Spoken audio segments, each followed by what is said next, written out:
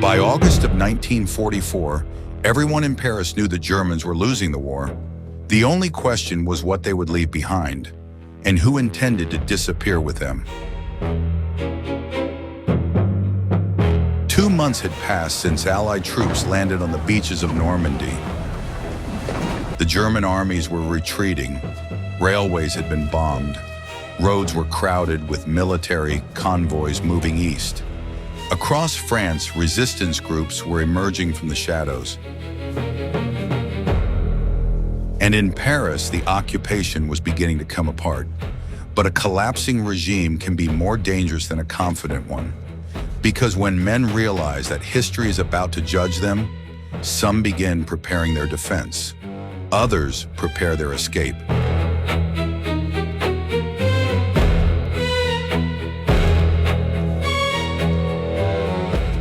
London had received the first warning 3 days earlier. It came through a channel we had used before. No signature, no explanation. Only an envelope containing an old admission ticket to the Musée de l'Homme in Paris, and 2 words written on the back: Thomas Mercer. I hadn't heard that name in almost 2 years. Mercer had been an American intelligence officer operating through neutral Europe. He had followed money through Lisbon, weapons through Madrid, and German agents across North Africa. Then in 1943, he disappeared. No body, no arrest record, no prisoner exchange, nothing. Until now. Someone in Paris knew what had happened to him, and apparently they expected us to find out. Veronica and I left England that night. There were no airline tickets for where we were going. No hotel reservations, and certainly no passports. Just 2 parachutes, a radio, forged papers, and a Dakota flying south across the channel without lights. We crossed the French coast shortly after midnight. Below us was a country we could barely see. A few scattered fires, dark villages, the occasional flash of anti-aircraft guns somewhere in the distance. Paris lay beyond the horizon. When the signal came, Veronica looked at me. Then we jumped. We landed in a field west of Paris shortly before 2 in the morning. The reception committee was already waiting.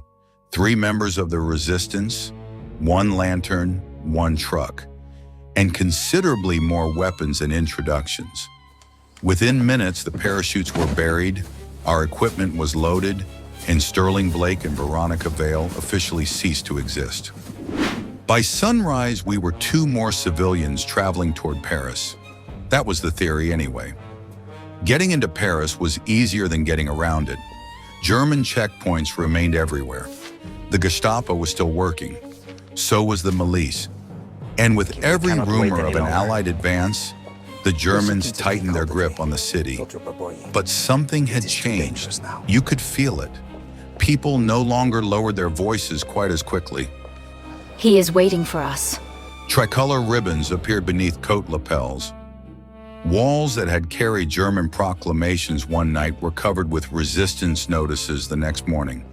Paris was still occupied, but it had stopped behaving like a conquered city.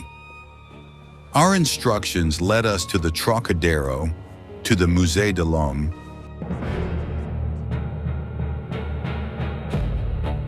and to a young woman named Marie de Varenne. Officially, Marie worked at the museum. We must remain vigilant even now. Unofficially, she belonged to what remained of the resistance circles that had grown around it during the occupation. It is brave, but necessary. Marie knew about Thomas Mercer. More importantly, she knew why he had disappeared. Mercer had discovered something that had nothing to do with troop movements or military installations. He had discovered an organization, a private network operating behind the occupation. Its customers were Germans, collaborators, members of the milice, black market profiteers, and businessmen who had made fortunes from confiscated property. People with money, people with secrets, and suddenly, people who needed new names. We must assume it is until we confirm otherwise. At the center of the network was a name Veronica and I already knew. Henri De Latour.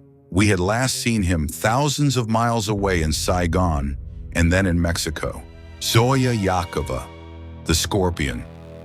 We had seen that emerald brooch before. Zoya had the extraordinary ability to arrive wherever governments were falling.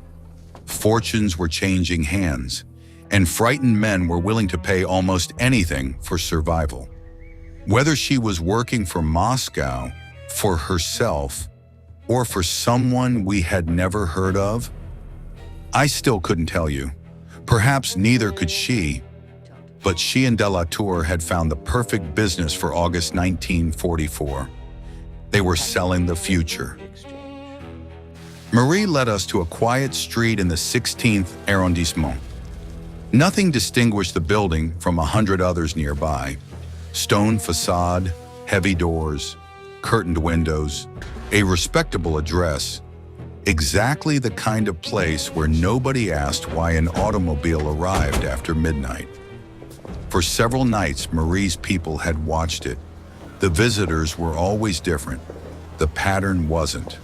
They arrived carrying something: money, jewelry, gold, documents, sometimes paintings. They left carrying papers. The visitors were always different, but the pattern was beginning to look familiar. They arrived at number 17 carrying money, jewelry, documents, sometimes things that had belonged to someone else only a few months earlier. And they came looking for the one thing money could still buy in Paris: a way out, a new photograph, a new name, a new past, a new life. De Latour and Zoya Yakova weren't simply preparing for the end of the occupation. They were selling what came after it, and business was good. One afternoon, a black Mercedes stopped outside number 17. The passengers were exactly the kind of customers De Latour had been attracting: an elderly businessman, his wife, and a secretary carrying a leather case. The couple went inside. The secretary followed. Their chauffeur remained with the car. An hour passed, then two. By evening, the Mercedes was still there, and so was the driver. His passengers had never come back. The concierge spoke to the driver. He was worried. His employers had entered the building hours earlier to negotiate new papers. They had carried money and jewelry, a great deal of jewelry. The concierge found Marie at the cafe where members of her group sometimes met. By the time Veronica and I reached the cafe, Paris was beginning another restless night. There were rumors of strikes, rumors of barricades. Gunfire could already be heard in some districts. The occupation was coming apart by the hour, and somewhere inside number 17, 3 people had disappeared. By then, Paris was beginning to rise. And at number 17, time was running out. The concierge had told the resistance enough. You must leave now. Through the rain, we raced back to the building. Veronica, Marie, 1 young man of the resistance, and me. Upstairs, we were too late. The visitors and their secretary lay motionless in the drawing room. But De Latour and Zoya were already leaving. Behind the library, a hidden door stood open. We caught one last glimpse of them. And then, they were gone. By the time we understood where the passage led, the Scorpion was already in the air. Somewhere above Paris, Henri De Latour and Zoya Yakova were escaping once again. Through the windows of their aircraft, the city was already falling behind them. Paris would soon be free, but the Scorpion had survived. And as the lights of the city disappeared beneath the wings, one question remained. Where were they going next? We would find out, sooner or later. My name is Blake, Sterling Blake.